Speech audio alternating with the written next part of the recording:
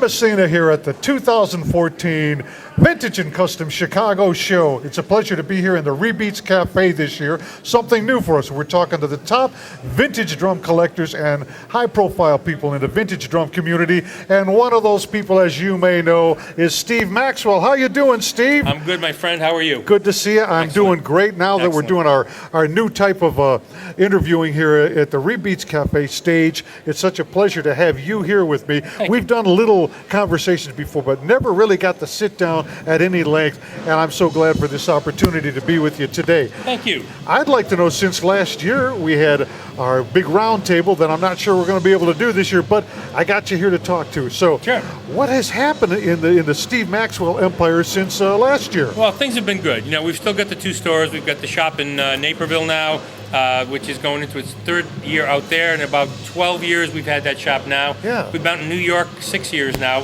Midtown Manhattan goes fast. And, you know, it's a great, both cities are great for vintage, which we love, and that's kind of where my roots were in the whole thing.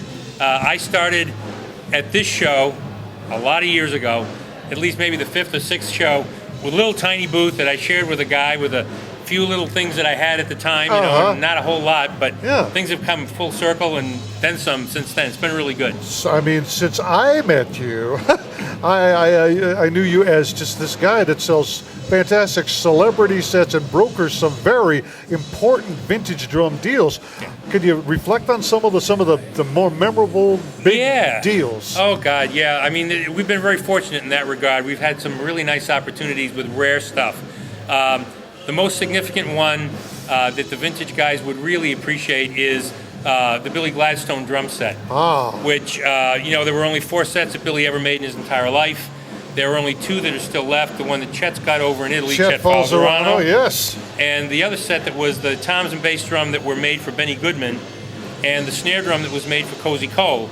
That's the White Marine Pearl kit. Yes. And that kit has changed hands over the years, and it went from Charlie Donnelly to our good friend Bunny Carlos. And then Bunny sold it to Carl Palmer a long time ago from Emerson, Lake and Palmer. And that's where I leave off on it. Has it gone somewhere from Carl Palmer? Yes, it has. Oh, there's news for me, guys. Carl contacted me many years ago about that kit, and we talked. Nothing happened. Then he contacted me to broker it for him. And long story short, I did broker it for him, and it is arguably one of the rarest sets in the entire world. Now, for those of you who don't know what we're talking about, I know a lot of you do, some of you high-level collectors, but why don't we talk a little bit about Billy Gladstone? Yeah. He came here early on and was at what, Radio City? Bingo. What's the background on that? Yeah, Billy was a phenomenal percussionist, but even not more importantly, but just as importantly, was an incredible inventor. And Billy was the guy responsible for inventing the 3-way tuning system on Gladstone drums, where you can tune the top head from the top, the bottom head from the top, or both together.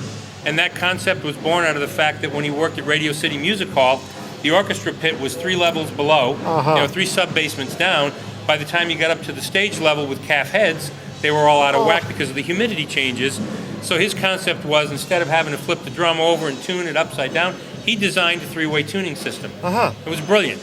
And plus, his drums were superb instruments, just superb. Well, we had some pictures of a Gretsch Gladstone, okay? Right. Now, Mike, as you know, Mike Corrado, we did a little piece with him earlier, and we had some pictures of that 3-way tuning system, and Steve just described that perfectly of how that's worked and why Billy thought that was so important, because in those days, calfskin heads must have been a nightmare. Nightmare. We didn't have to put up with that. I mean, we are from a different era. Have to deal with that.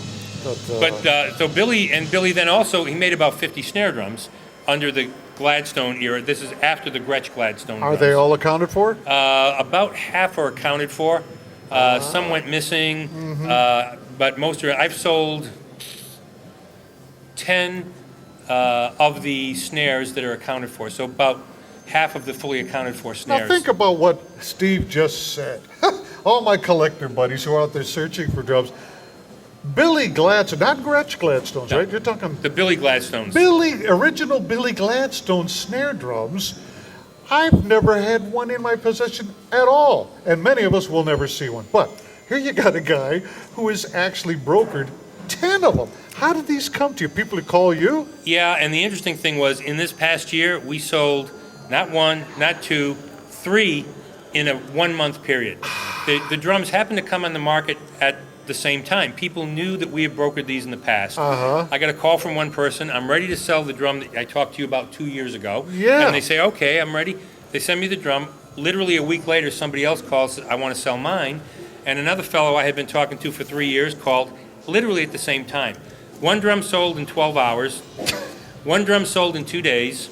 And the other drum took a little longer. It was a long sales cycle, 10 days. You know, I've heard some I'm of joking. these sales, you know, of these high-level drums, they take months sometimes. I mean, I've Sometimes talked to they Mike do. Corrado, and he'll be messing around with a deal for a couple of months, and Right. they go back and forth. But in this case, with such rare drums, it's Very quick. cut and dried, right? Now, the flip side of that, when we sold the Billy Gladstone set, when I brokered it for Carl Palmer, there were only 4 sets made. There's only 2 in existence. Chet's plus this one that we talked about. And I had it brokered for Carl and gone back and forth. And some people know I manage Charlie Watts' collection in London, which I do. And Charlie and I are actually writing a book on that collection today. When can we expect to see that? Hard to say, right? Maybe middle of next year. All right. It's a lot of work. All right. But back and forth, I had talked to Charlie about the Gladstone kit before, and back and forth, maybe yes, maybe no. And last year when I was out in London, just out of the blue, Charlie said, "Does Carl still have that set?" And I said, "Yeah, he does." He said, "Well, okay, let's do it." Just like that. And so literally, if you think about the dynamics of it, the geography, Carl's over here, lives about 45 minutes from Charlie, and I'm over in the States. But I came over, we put the transaction together, we ended up getting the kit shipped from Carl's house to where the items get stored in London, and that went into Charlie's collection. So that was, to me, a milestone because it's a historically significant set, absolutely. Carl is a drum legend in and of himself. Absolutely. Charlie's a drum legend in and of himself, and Charlie has what I consider to be the legacy of jazz drumming history in his collection, which is fine instruments owned by people that he thought were his jazz playing heroes. So he's got stuff that was owned by Buddy, by Louis Bellson, Joe Morello. You know, I have heard that, and a lot of people don't know that. They just picture him pounding out beats for the Stones, right? And yet, he's kind of done big band stuff. He enjoys that, from what I understand. And now I'm hearing he has this collection that reflects that jazz era and the big swing era. And a lot of people would not picture him having those interests. Yes. But that's great. And you were in the middle of all that. Yeah, it was great fun. It was I great was fun gonna to say, be in the middle of that transaction. For historical purposes, it's just the right thing to do, and the set moves from one caretaker to another, which is how you have to view this, and it's in the right hands to There be it is taken care again. of. We were up here with Bunny Carlos, Mike Corrado, talking about just that. Yep. The level, when you get on the Steve Maxwell level, Corrado, Bunny Carlos, all those guys, they're known as high-level collectors. They all have a respect for each other. Just what you're saying. You take these very important pieces, you don't just sell them to the guy with the money. No. You don't just sell them to anybody. Is this right for you? Yeah. And there are some drums floating around right now. We've got, at the show, there was a gold-plated drum, CG Khan drum, that came in, and I did a nice little interview with that person. But that drum, again, we're thinking, there's a valuable drum, or valuable to, I'll say, a handful of people that are going to be interested in something like that. I'm going to put this to you, a hypothetical. If you came to you and said, "Hey, can you sell this for me? I'm not a collector. What should we do?" How would you instruct that person? Would you just say, "Let me call some people," or take the money and run, or how do you handle something with rare like that? pieces like that? We'll tell people, look, there is historical significance to this item, and if you're just going to, I would encourage you not to just sell it to somebody who's not going to treat it with respect and care for it, and then eventually move it to the next caretaker. Sell it to someone who appreciates what the instrument is and will care for it, and then transfer it to the next caretaker so that legacy lives on. It doesn't just die and end up in a junk pile somewhere on a sidewalk sale. Now you hear that? There's the essence of what I've been talking about. Steve Maxwell, highly respected drum broker. He's a collector, hot player, by the way, too. But I'm telling you, this is the thread that is common when you get collectors that end up with the good stuff. And you're wondering, how do they do this? First of all, they have the means, right? Right. Oh, yeah. I'm not saying it's cheap to do. You do have to have the means, and there's some luck involved. And Of course. because of your visibility and your reputation, you've got people channeling these things to you, and they know that you're going to treat them right and set them up in a place that they're going to be respected and live on. That's so important. And I have no problem if someone brings me a rare item, I will tell them this is what the item is worth. If I have this item, this is what I will sell it for. Therefore, I'm not going to try to steal it for $50 or $500 or whatever it is. I don't think that's right. See, this is if I have this item tomorrow and I sell it to someone, I'm going to represent it at this price. And if I sell it to you on consignment, you'll make more money. If I buy it outright, I pay a little less because I take the risk. But I strongly encourage them, let us sell it for you on consignment. You'll get the most money, and it's the best way to do it. And that's the cleanest way to operate. And you're to be highly commended for that, because there can be some dealers out there. I call them the drum flippers. That just are really, it's clearly, they don't care what the item is. It's just they find out, okay, I got this. It's sought after. Let me flip it. I don't care who it goes to. Yeah. And I don't want to, really diss those kind of people. But I would say the Steve Maxwell way, the Mike Corrado way, Bunny Carlos, these collectors respect each other, and they'll respect you too if you treat them with respect in the way we're talking now, as far as treating these drums the way they should, taking into account their historical value. Exactly. And be realistic about price and all that. That's the way to do it, and that's what you're known for. Well, we try. We yes. have the respect for the people that we deal with, whether it's the items that they've got to sell or the people that we're going to sell them to, and also respect for the instrument itself. There's a significant history to it. That's important. Yeah. Or it's a certain rarity or a certain quality of it. Those things are important, and you want to preserve that.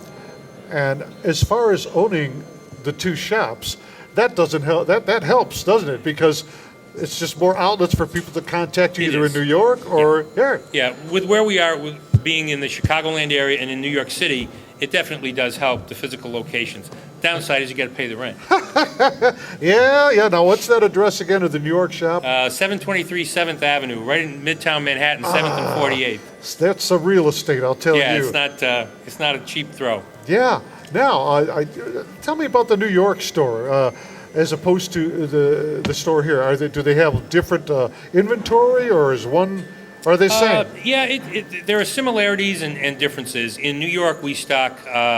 We have the largest Craviotto showroom in the world, and also the largest Gretsch USA showroom in the world. So we sell obviously a lot of Johnny's stuff. It's the finest thing being made in the world today. Yeah. We sell a lot of Gretsch USA, and we do a lot of vintage there, and tons and tons of cymbals, new and used.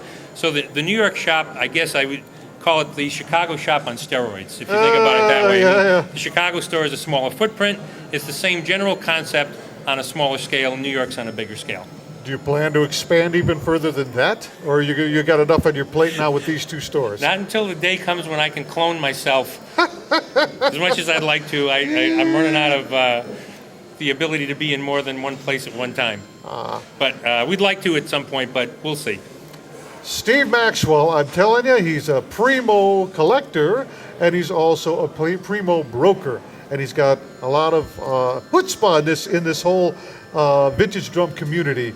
I respect you, Steve, and I want to say thank you so much for stopping in here. And before you go, I want to let you know this guy can play. Have you ever seen his YouTube videos? He's flying around a cool little Gretsch set. Show me a little of that stuff you got there, Steve. Of course. Okay, folks, it's Vintage Drums Talk right here at the Chicago 2014 Vintage Drums Show. Jim Messina saying goodbye with Steve Maxwell. We'll see you later. Oh.